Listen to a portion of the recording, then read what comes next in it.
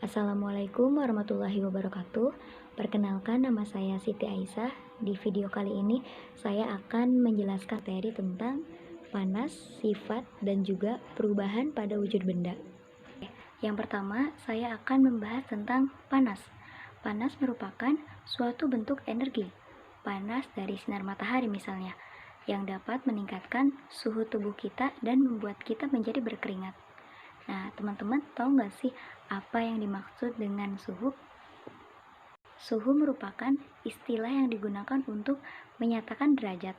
Nah, alat ukur yang digunakan untuk mengukur suhu adalah termometer. Nah, ternyata suhu dipengaruhi oleh kalor. Nah, teman-teman tahu apa yang dimaksud dengan kalor?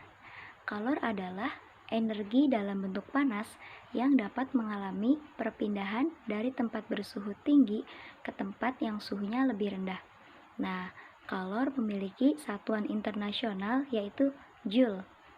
Satuan lain dari kalor adalah kalori atau cold. Nah, 1 kalori berarti banyaknya kalor yang dibutuhkan untuk memanaskan 1 gram air sampai suhunya naik 1 derajat Celcius. Nah, rumus dasar pada kalor yaitu Q sama dengan M kali C dikali delta T. Nah, dimana Q adalah energi pada kalor dan C adalah kalor jenis dan M-nya adalah masanya dan delta T adalah perubahan pada suhu. Nah, sedangkan untuk rumus mencari kapasitas kalor yaitu C sama dengan Q dibagi delta T. Nah, teman-teman, pada saat kita membahas tentang kalor, maka kita akan bertemu dengan istilah asas Black. Nah, apa sih itu asas Black?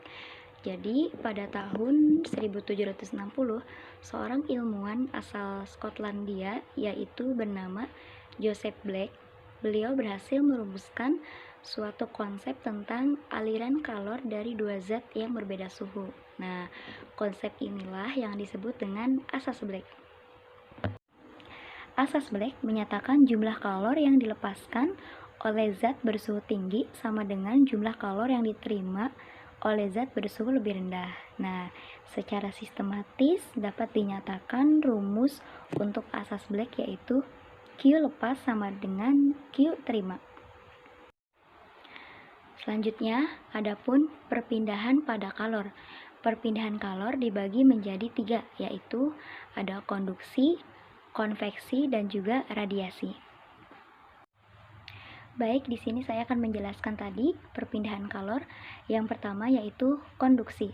Konduksi adalah perpindahan kalor dari tempat bersuhu tinggi ke suhu yang lebih rendah dan tidak disertai dengan perpindahan zat perantaranya.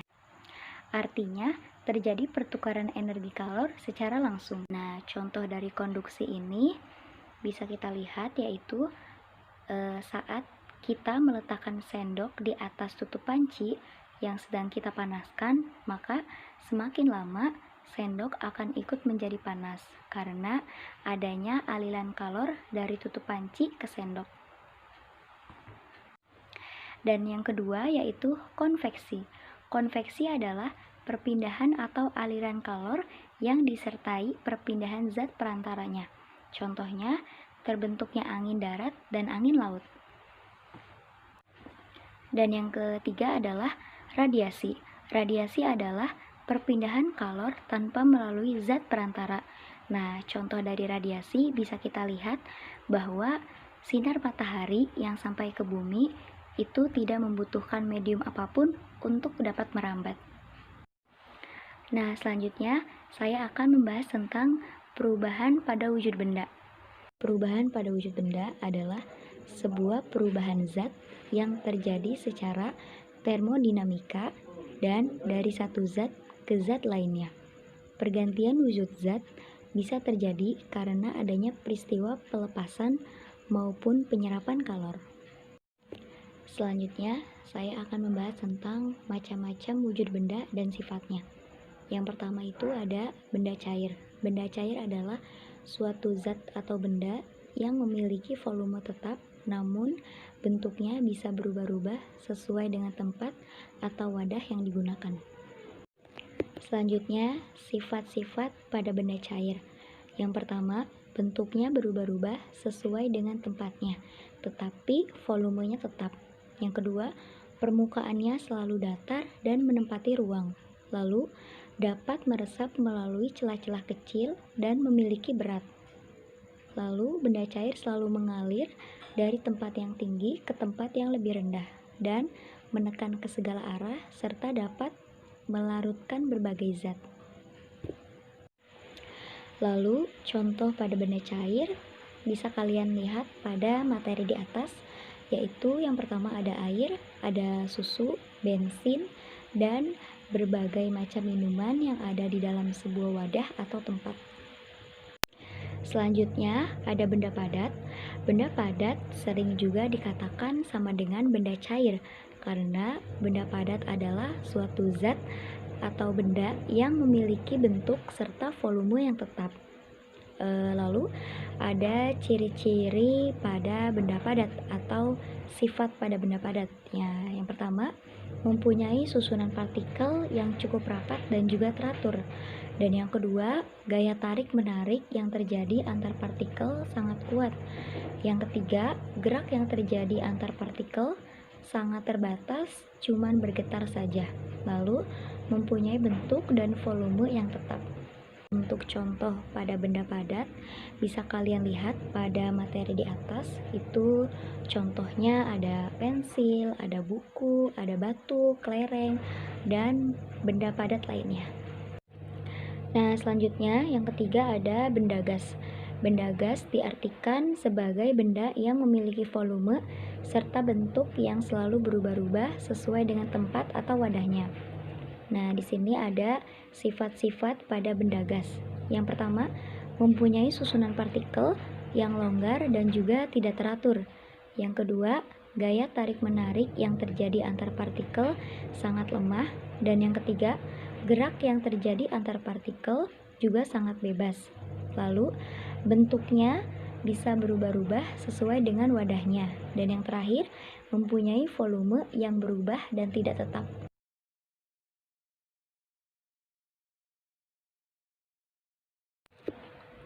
Selanjutnya, di sini saya akan membahas tentang jenis-jenis perubahan pada wujud benda. Nah, di sini ada dua jenis perubahan pada wujud benda. Jenis yang pertama yaitu ada perubahan kimia dan yang kedua ada perubahan fisika. Nah, yang pertama, perubahan kimia. Perubahan kimia adalah sebuah perubahan yang terjadi pada suatu benda dan menghasilkan zat baru. Contohnya seperti sayuran yang membusuk, pembakaran, petasan yang meledak, dan juga terjadinya fermentasi. Selanjutnya, perubahan fisika. Perubahan fisika adalah perubahan yang terjadi pada suatu benda yang tidak menghasilkan zat baru, karena yang berubah hanyalah wujud dan bentuknya saja. Nah, untuk contoh pada perubahan fisika bisa kita lihat pada kehidupan sehari-hari. Misalnya, es yang mencair, gula yang dilarutkan ke dalam teh, atau air yang membeku. Selanjutnya, ada bentuk-bentuk dari perubahan fisika. Yang pertama, yaitu membeku. Membeku adalah perubahan wujud benda cair menjadi benda padat. Contohnya, air yang diletakkan di dalam sebuah freezer, maka lama-kelamaan air tersebut akan membeku dan menjadi sebuah es batu. Lalu, yang kedua yaitu mencair. Mencair adalah perubahan wujud benda padat menjadi cair. Contohnya, peristiwa lilin yang dibakar yang kelama-lamaan akan meleleh. Lalu, ada margarin yang dipanaskan menjadi cair dan es batu yang dibiarkan lama-kelamaan akan menjadi air seperti semula. Selanjutnya, yang ketiga yaitu menyublim. Menyublim adalah perubahan wujud benda padat menjadi benda gas. Contohnya, kapur barus yang dibiarkan lama-kelamaan akan habis dan kapur barus tersebut akan menjadi sebuah gas. Selanjutnya yaitu menguap. Menguap adalah perubahan wujud benda cair berubah menjadi uap atau gas. Contohnya, air yang dipanaskan lama-kelamaan akan mendidih. Lalu pakaian basah yang dijemur maka pakaian tersebut akan kering. Lalu ada yang kelima yaitu mengembun. Mengembun adalah perubahan wujud benda gas menjadi benda cair. Contohnya, air panas yang dimasukkan ke dalam gelas, kemudian gelas tersebut ditutup akan meneteskan air. Nah, selanjutnya yang terakhir yaitu mengkristal. Mengkristal adalah perubahan wujud zat dari benda gas menjadi benda padat. Mengkristal ini merupakan kebalikan dari peristiwa menyublim. Contoh dari peristiwa mengkristal yaitu uap yang berada di udara berubah menjadi salju, air laut yang berubah menjadi butiran garam, lalu bunga es yang melekat pada dinding freezer. Nah, setelah tadi pemaparan materi, selanjutnya saya akan memberikan contoh-contoh soal beserta jawaban pembahasannya. Yuk kita simak bersama-sama. Oke, langsung aja kita bahas ke soal yang pertama, yaitu suatu zat bermassa 3 kg membutuhkan kalor sebanyak 9,45 kJ untuk menaikkan suhunya dari 20 derajat Celcius ke 90 derajat Celcius. Nah, pertanyaannya, tentukan kalor jenis zat tersebut. Pada contoh soal yang pertama tadi, sini kita bahas, kita ketahui bahwa M-nya itu massanya 3 kg, lalu Q-nya itu Q-nya energi kalor. Energi kalornya itu sebesar 9,45 kJ sama dengan 9,450 Joule. Nah, di sini bisa kita hitung dengan rumus delta T sama dengan T2 dikurangin T1. Jadi 90 dikurang 20 derajat Celcius. Maka di sini hasilnya 70 derajat Celcius. Nah, di sini yang ditanyakan tadi adalah kalor jenis zat. Nah, di sini masih kita hitung. Nah, untuk menentukan kalor jenis zat tersebut menggunakan persamaan bisa kita lihat di materi ya.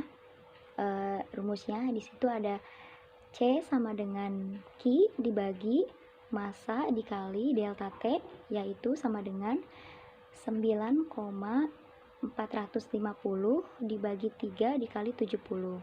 Nah, hasilnya sama dengan 45 Joule per kilogram derajat Celcius. Nah, jadi kalor jenis zat tersebut sebesar 45 Joule kilogram derajat Celcius.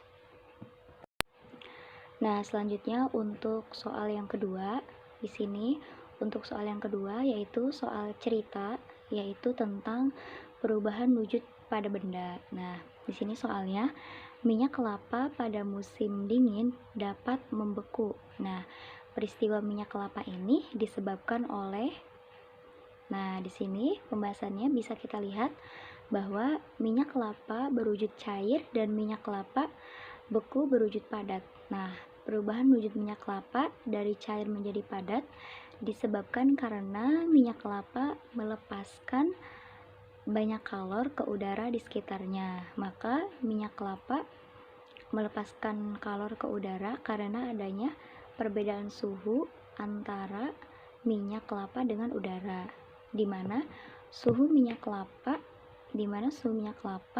lebih tinggi daripada suhu udara. Nah, secara alami kalor perpindahan secara otomatis dari benda bersuhu tinggi ke benda bersuhu rendah, dan perpindahan suhu terhenti setelah kedua benda mencapai suhu yang sama. Jadi jawabannya karena minyak kelapa banyak melepaskan kalor sehingga minyak kelapa berubah menjadi beku. Terakhir, contoh soal yang ketiga.